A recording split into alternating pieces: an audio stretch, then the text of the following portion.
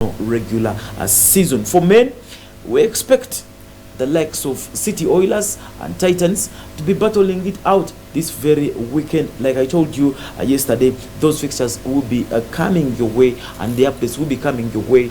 Every day we have the Blaze Sports and also the Sports Zone that is in the evening. Somewhere in Ibanda, everything is changing, everything is turning around for the schools that have thought always they are mighty, but this time around they are facing challenges. Schools like Mbara High School, Ntale, we have seen these schools now struggling, as Ntale is now on the 6th position in the log, that is on the table of all the schools that have actually moved to Ibanda for the regional championship, that is under Uganda Secondary School Sports Association. This time around, Chichwamba SS is still leading with +8 goal difference, and this is one of the teams that has actually brought up a challenge against Yakasinga, who are second with 6 points also, and St. Augustine Minor Seminary, who is actually at 6. Still, the other schools who are still at 6, Weldon School Mbarara is doing well. They are at 6 points after playing 2 games, and we have seen Crimland High School also coming there at 5th with +3 goal difference, whereas Ntare School is coming 6th with all those points. We have different tables of different groups for all the schools that are around Ibanda who are taking part in the regional championships for Uganda Secondary School Sports Association. Nyabwara SS is coming 7th, as well as Manyanga City Secondary School with +2 goal difference. I think that's the reason as why they are seated at the bottom of this log. Nyamitanga SS also coming with +2 goal difference, whereas St. John Fisher Ibanda Secondary School is also seated in 10th position. That's the update we're getting you from the table standings from Ibanda. Today we shall have action also in Ibanda. We shall have action. I'll be bringing you all those fixtures before I leave this place. Whereas we had action yesterday, we had action in the Green Park Premier League, and guess what? Taking on Team Kacheka United, and this game ended 0-0. Guest Band has inclined the table. Now they are up to the 3rd position, waiting to win and challenge this, whereas they're still waiting on Enono and ex-internationals to lose a few games here and there, because they have 2 games in hand. They will be helped by Ewan Hirari, who has actually helped them to become the top scorer of this season, followed by Freedom, who is actually having around 17 and 18 points to get up to the top scorers list. Remember, Sixers and Jack Electronics have actually sponsored the man of the match and the top scorer of this season's Green Park Premier League with a double door fridge, that is a double door refrigerator, which is going to be the award of those who are the top scorers, or who emerge as the top scorers of this league. Now, Nyabware SS, Yakasinga. Now, according to tables, we shall actually have something to do with different tables. Now, that's the table of Yakasinga. They are actually leading with a goal difference which is +6, very huge goal difference. In schools, when you play 2 games and you have 6 goals, it means you really have a good scoring record. They have played 2 games, that is Yakasinga. They have played 2 games and they managed to score all those goals. Remember, we have some other tables, especially this one, that is Group M. Unique High School is still leading. Unique High School coming in there from Rubirize, leading with 6 points also, with +2 goal difference. And somewhere in Group J, Manyanga City Secondary School has 6 points also, as well as in Group O, where St. Kagwa is still leading with 4 points. Somewhere in Group J, Manyanga, Kashonji, Chitabi Seminary, and St. John's Nyabwina. St. John's is lagging there behind without a single point, meaning they have lost all the 2 games they have played. Somewhere in Group P, Crimland High School is leading with 6 points, and we have very many groups there. And you can see Group N, Mbara Army, that is Mabs. Mbara Army is actually leading also, and somewhere in Group L, Montreal High School Chitunga leading with 4 points after winning just 1 game out of the 2 and drawing another one. And in Group K, St. Augustine Minor Seminary Secondary School is still leading with 6 points and 6 goal difference after playing 2 and winning all of them. So we have somewhere also the other groups, like you have seen Manyanga still leading, that is in Group J. Everything is actually set for them. Like in Group F, we have seen St. John's Fisher Ibanda Secondary School still leading, and in Group H, Ntale School leading with 6 points after having collected goal difference +3.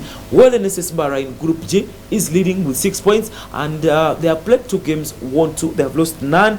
Remember, In this group, they have Rentojo SS, Sade Sapienta, Light SS, and that is St. John Fisher Ibanda. They have the likes of Rentojo, Sade Sapienta, and Light SS. In Group E, Ngano High School leading with 4 points after drawing 1 game and winning 1.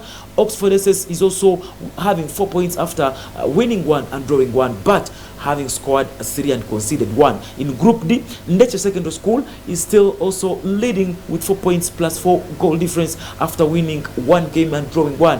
Nyabare SS is leading in Group C with 2 games played, and they have just won 2, drawing none and losing none with plus the goal difference. That's where we can take you. And Group B, Chichwamba SS have played 2 and they have won 2, drawn none and lost none, whereas they have scored 10 goals and conceded just 2. Those were the fixtures that we had yesterday, but those are the results that we just managed to collect at halftime. And AC Milan were still leading 33 minutes. AC Milan were leading. That game ended like that, whereas we saw also the game of AS Roma. AS Roma won this game against AC Milan. You could clearly see, but AC Milan this time around, we just expected them to win, but because they were at home, they could never use the home advantage. However, those are the results. Now, AC Milan lost, that is with a goal to nil against AS Roma. Somewhere we expected them not to lose, but football is football, my friend. Everything changes like never before.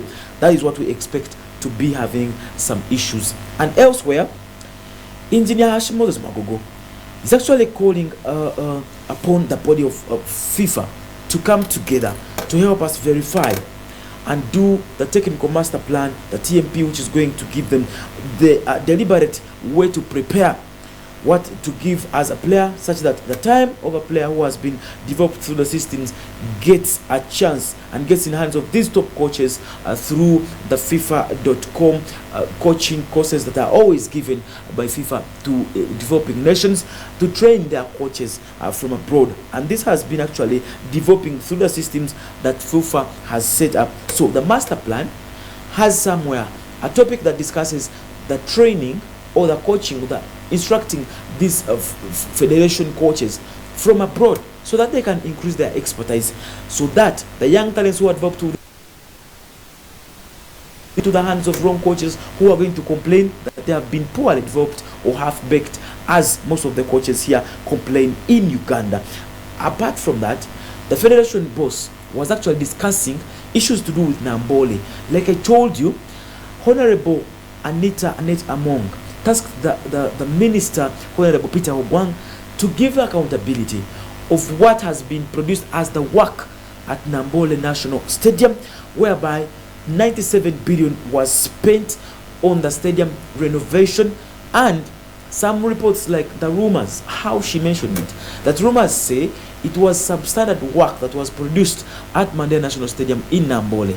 And this time around, as his program runs every now and then on FUFA television, that is Engineer Moses Magogo, the program dubbed Tutegerom Pida, he was tasked to explain what it means now for the technical plans, just like Uluwa Referral Hospital project, where these things have stalled and they have been put in hands of the ministries to explain what's actually going on, when the ministries have nothing to do with the accountability, nothing to do with the master plan of developing these projects. This time around, Annette Among, the Speaker of Parliament, is tasking the Ministry of Sports under the stewardship of Honorable Peter Ogwang to explain how the 97 billion was spent on renovation, and yet the work is not yet complete in time.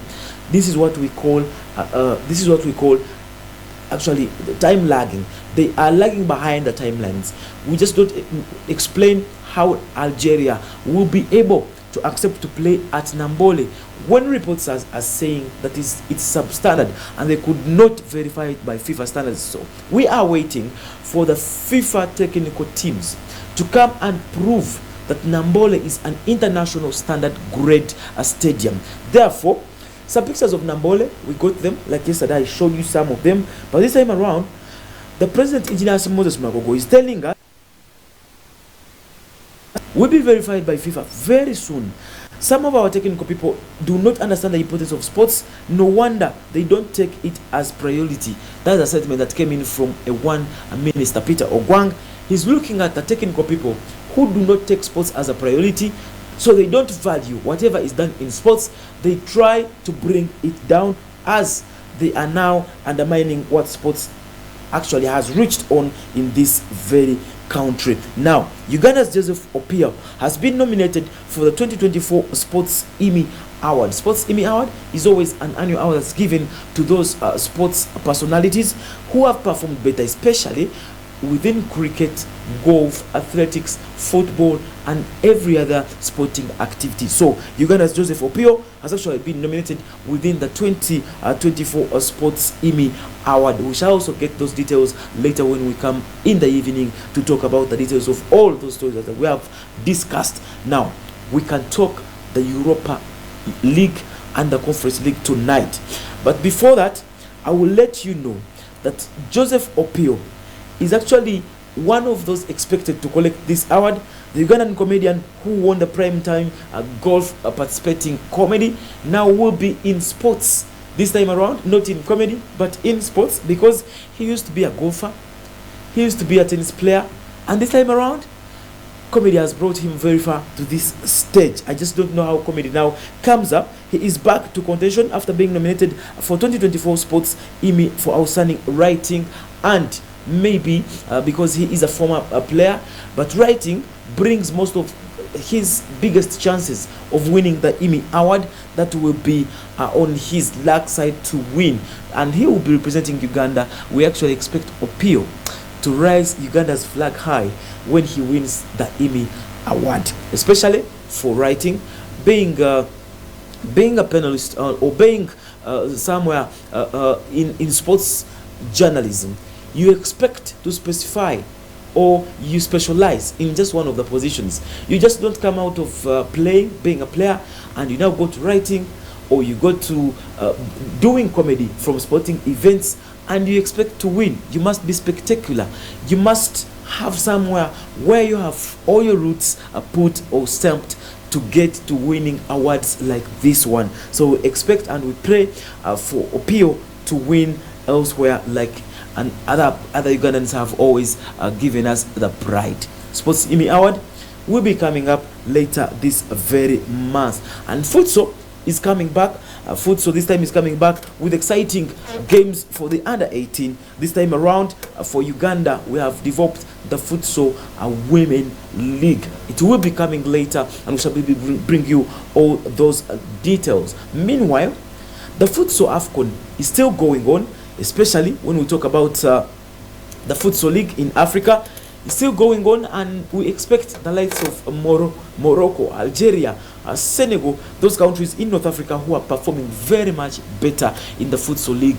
They are still leading, as we saw in the opening ceremony just yesterday. But we expected lots of countries to be represented, and this time Africa could not hide its pride, especially when it comes to culture diversity. We saw glamorous challenges at the opening ceremony, and we expect more glam to come at the closing ceremony. This time around, we shall be bringing you all those pictures today later in the sports zone in the evening.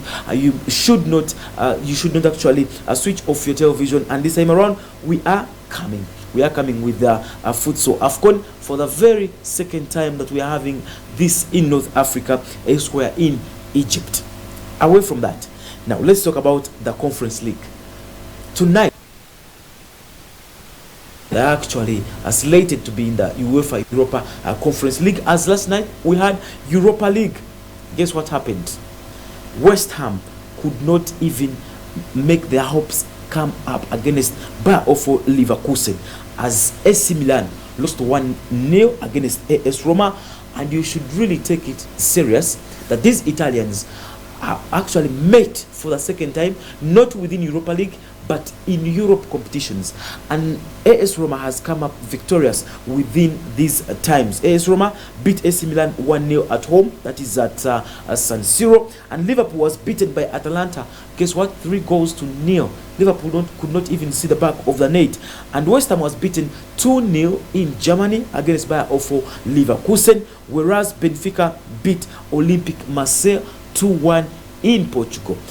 Tonight we shall have actually all those games at hand in every other done. Therefore, German Bundesliga, French Ligue 1, Italian Serie A, they have those games that were rescheduled. They have those games at hand for some clubs who could not participate in the normal league, and we shall see different clubs will be playing to help themselves out of relegation, or to keep themselves up in top positions to play in the UEFA Champions League. So last night, Gianluca Scamacca, Jonas Hoffman, Rafa Silva, and Paul Dybala were named the players of the week, actually, a player of the week nominees for what we call Europa Match Week. Scamacca plays for Atalanta. He was involved in 2 goals against Liverpool, and Hoffman plays for Bayer Leverkusen, involved in that very win against West Ham. Rafa Silva, who plays for Benfica in Portugal, actually involved in that win against Olympique Marseille, and Paul Dybala involved in that win against AC Milan. We expect to have details of those as sports soon today in the evening. Elsewhere, the FIFA Executive Committee is coming back to Mbarara this time around on Sunday.